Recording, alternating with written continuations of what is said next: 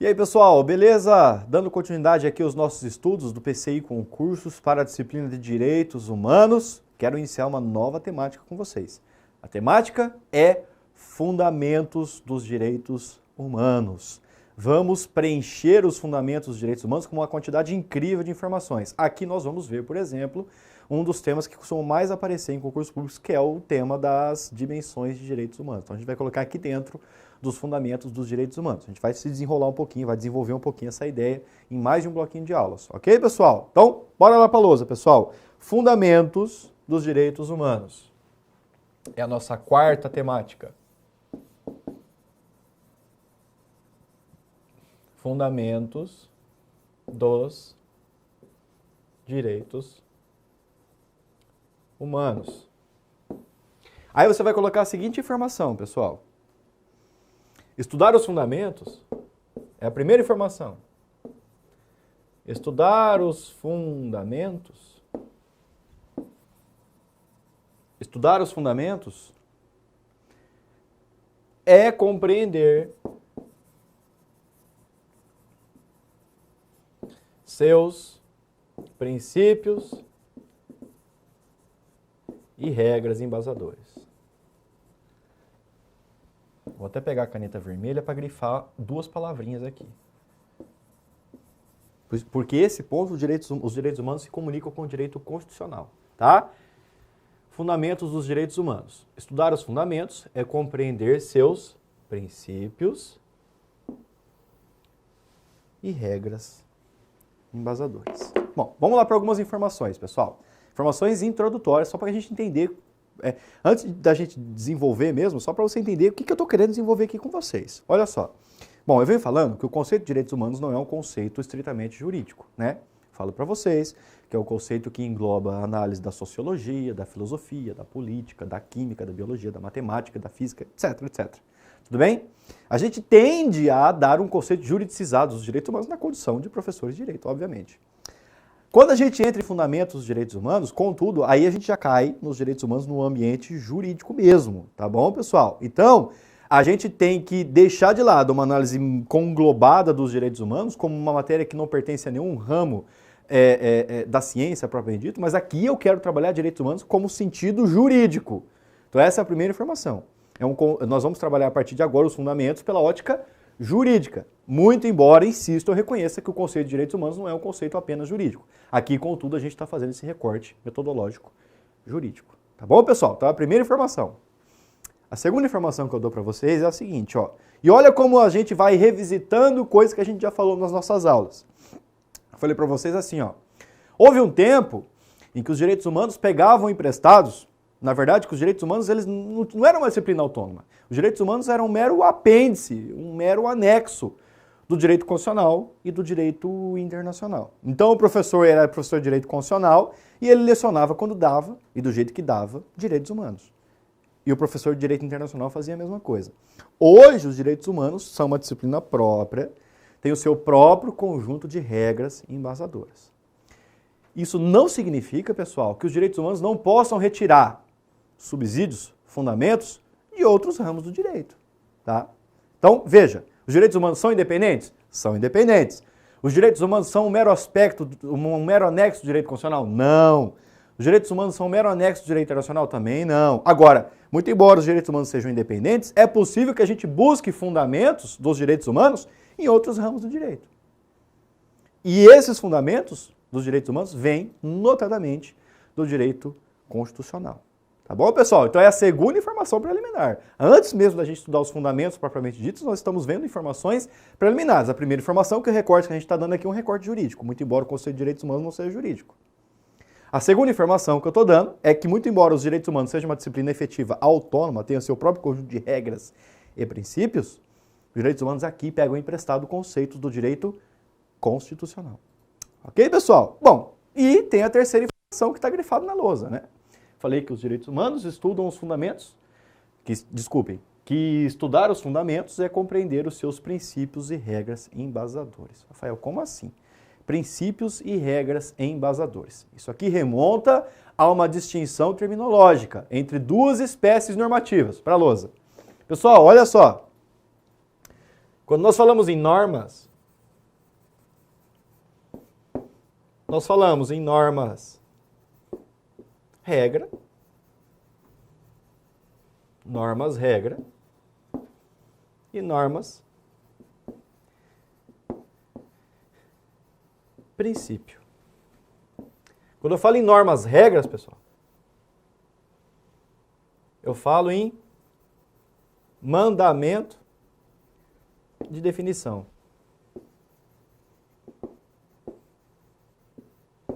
E quando eu falo em normas princípio, eu estou falando em mandamento de otimização. Já vou explicar para vocês. Portanto, as normas, como gênero, se subdividem em duas espécies. Normas regras, que são mandamentos de definição, e normas princípio, que são mandamentos de otimização. Vem aqui que eu vou explicar para vocês. Bom, quando eu falo em norma, eu falo em potencialidade de cumprimento do dispositivo. Norma, portanto, é a potencialidade. É o ato revestido de uma roupagem, e essa roupagem e esse ato vão se tornar de caráter obrigatório, de observância para as pessoas. Isso é uma norma. Ok, pessoal? Bom, os direitos humanos podem ser tanto norma-regra como norma-princípio. Não era essa a ideia que existia. Havia uma concepção originária, uma concepção tradicional de que norma era somente regra. Princípio tinha um caráter muito mais valorativo. Não era propriamente norma. Você não era obrigado por um princípio. Hoje, princípio causa obrigatoriedade. Você pode muito bem postular uma questão perante o Poder Judiciário, por exemplo, com base apenas no princípio da dignidade humana, ainda que não exista qualquer dispositivo legal textualizado, consagrado no Código Civil, no Código Penal, no Código de Processo Civil, no Código de Processo Penal, etc.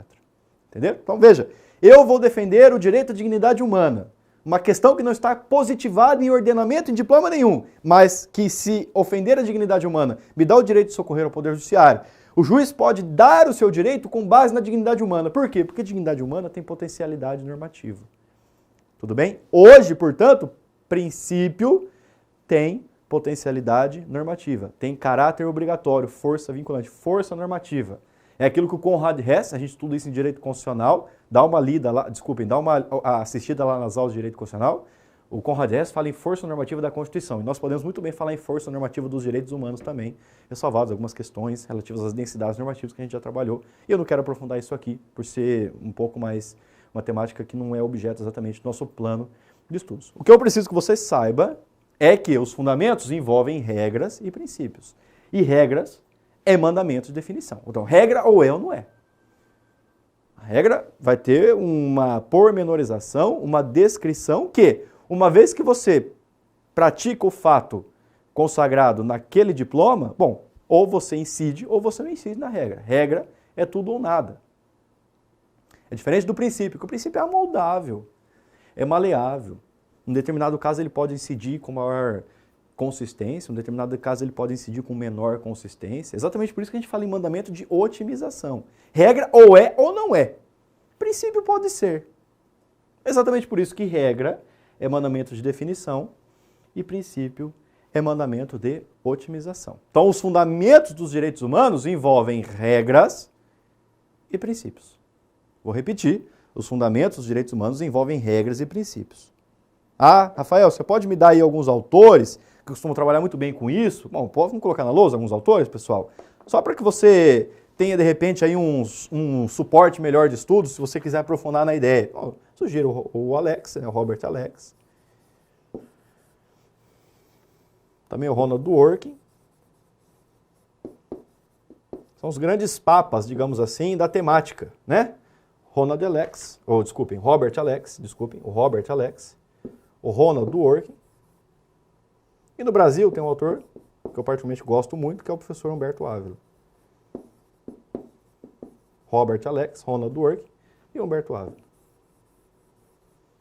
Alex, Dworkin e Humberto Ávila. Tudo bem, pessoal? Então, estamos aqui com uma primeira noção introdutória a respeito dos fundamentos dos direitos humanos. Para a lousa, portanto, para o primeiro fundamento. Vamos lá, pessoal? Vamos trocar de lousa aqui. Vamos lá. Primeiro fundamento. Então, nós estamos no item 4. Primeiro fundamento dos direitos humanos. Primeiro fundamento. é o fundamento da dignidade humana.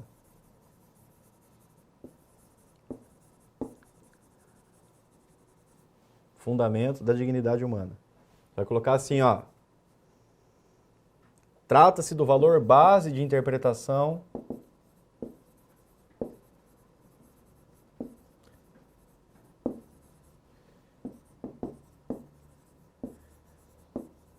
Trata-se do valor base de interpretação de qualquer sistema jurídico. De qualquer sistema jurídico. Nacional ou internacional, tá bom?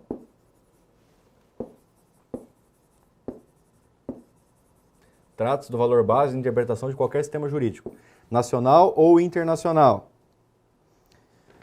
Coloca assim, ó, prevalece, eu vou explicar tudo isso para vocês, tá? Prevalece a natureza sobreprincipiológica.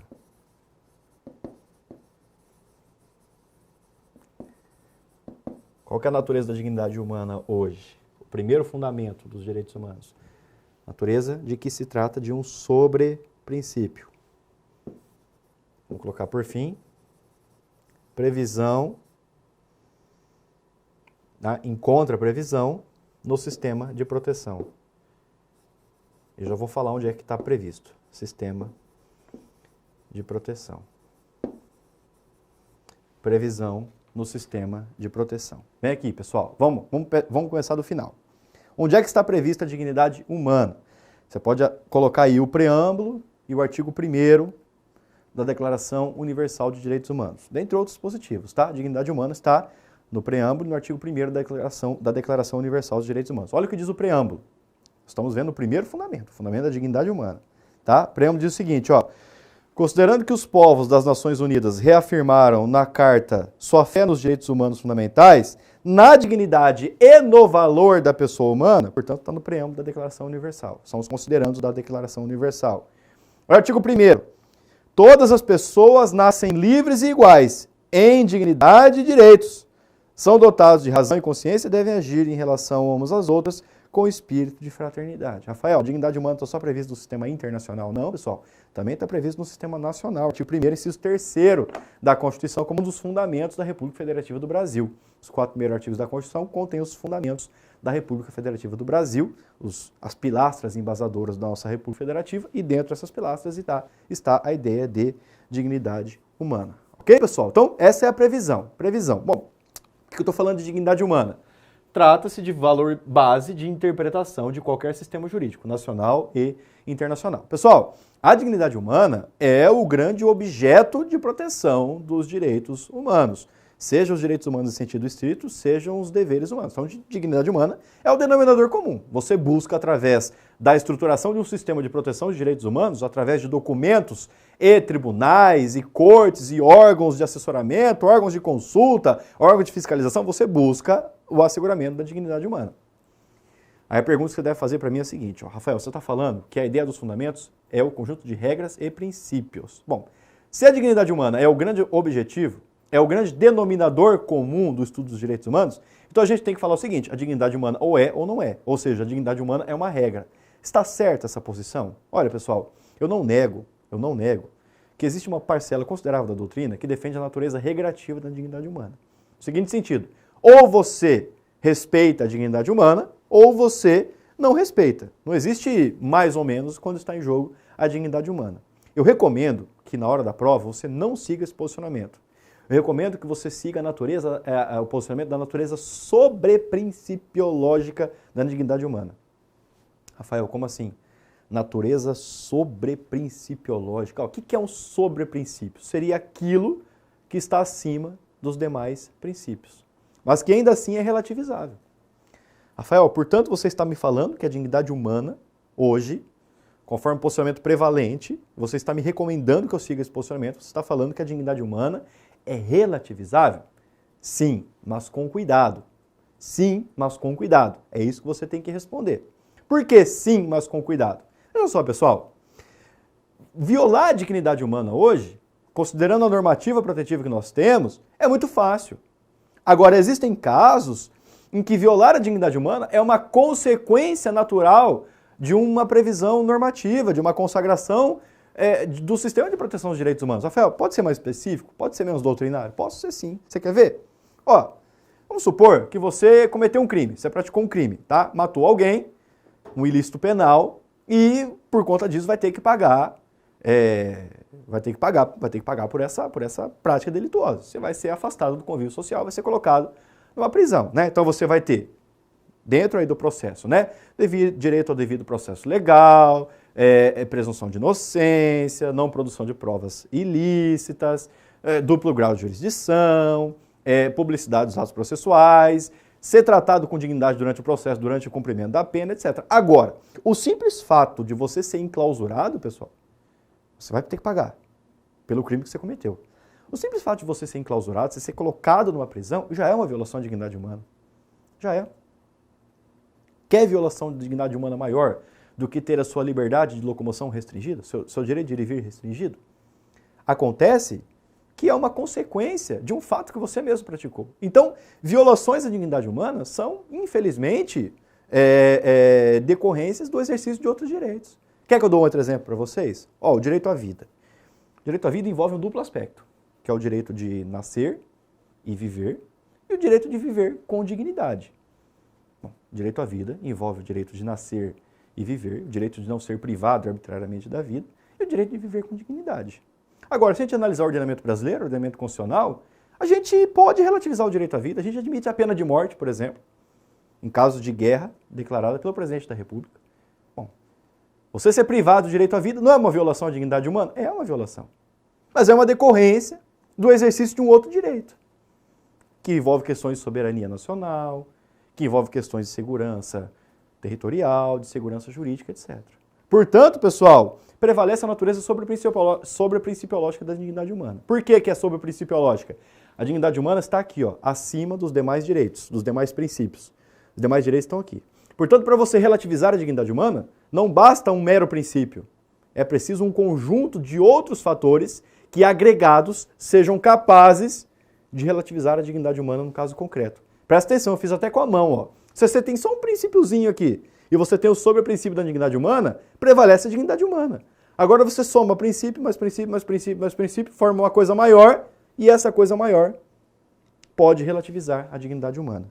Exatamente por isso que eu defendo que hoje você adote no seu postamento de prova a ideia de que a dignidade humana tem uma natureza principiológica. Aliás, uma natureza sobre-principiológica.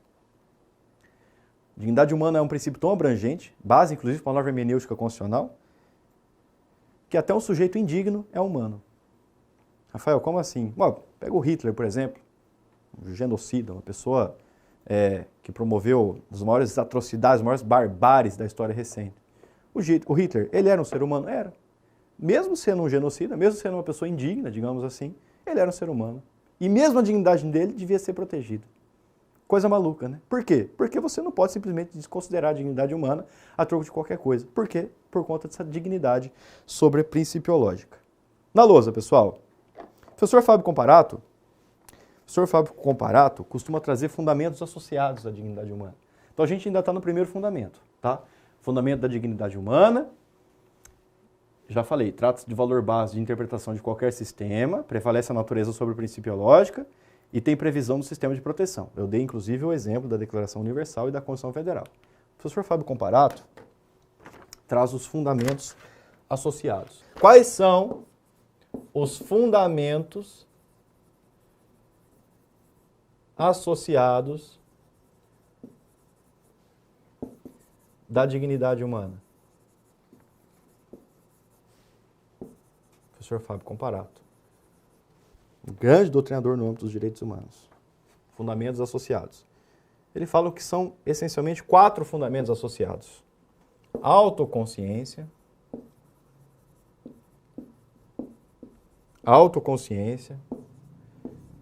sociabilidade,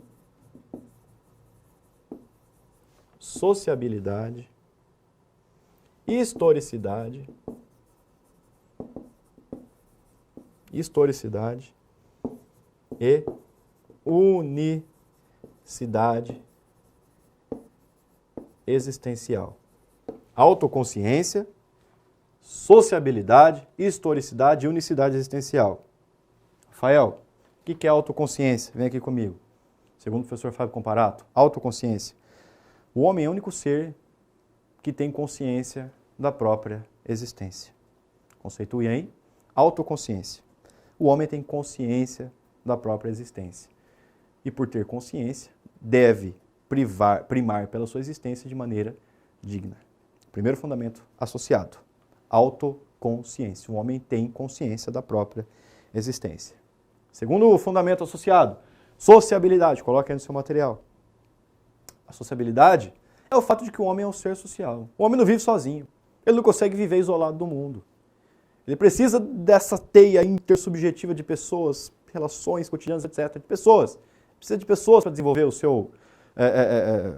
a sua existência. É a ideia da sociabilidade. Historicidade. A dignidade humana é um conceito evolutivo. E, por fim, unicidade existencial. O fato de que cada ser é único no mundo. O que há em comum entre todos os seres é o fato de que tem o direito e o dever de observar a dignidade humana. Mas pela unicidade existencial, cada ser é único no mundo. Ok, pessoal? Vamos recapitular a dignidade humana antes da gente pular para o próximo fundamento. Já vamos começar aqui o segundo fundamento. Bom, primeiro fundamento, fundamento da dignidade humana. Estamos aí estudando os fundamentos dos direitos humanos, trazendo um conteúdo bem grande para vocês. Bom, trata-se do valor base de interpretação de qualquer sistema jurídico, nacional ou internacional. Prevalece a natureza sobreprincipiológica da dignidade humana. Há previsão no sistema de proteção e existem os fundamentos associados à dignidade humana. Professor Fábio Comparato, autoconsciência, sociabilidade, historicidade e unicidade existencial. Pois bem, vamos ver o segundo fundamento agora. Na lousa comigo, pessoal. Segundo fundamento. Segundo fundamento.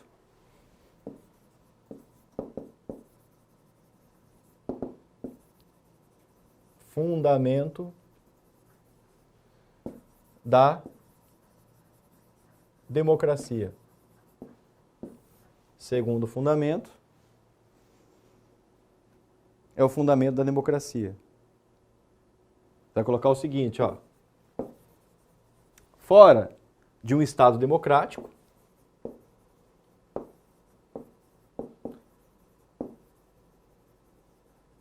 vou até grifar democrático, hein? Depois eu tenho que explicar isso para vocês. Fora de um Estado democrático, não há possibilidade de exercício pleno,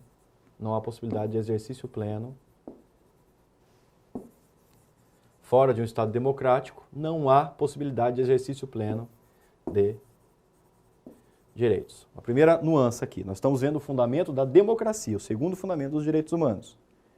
Também tem previsão no sistema internacional, depois a gente vai dar o subsídio normativo, previsão no sistema internacional, previsão no sistema internacional e envolve, aqui um conceito bom para você estudar para a prova de direito constitucional também, envolve democracia direta, envolve democracia indireta, e envolve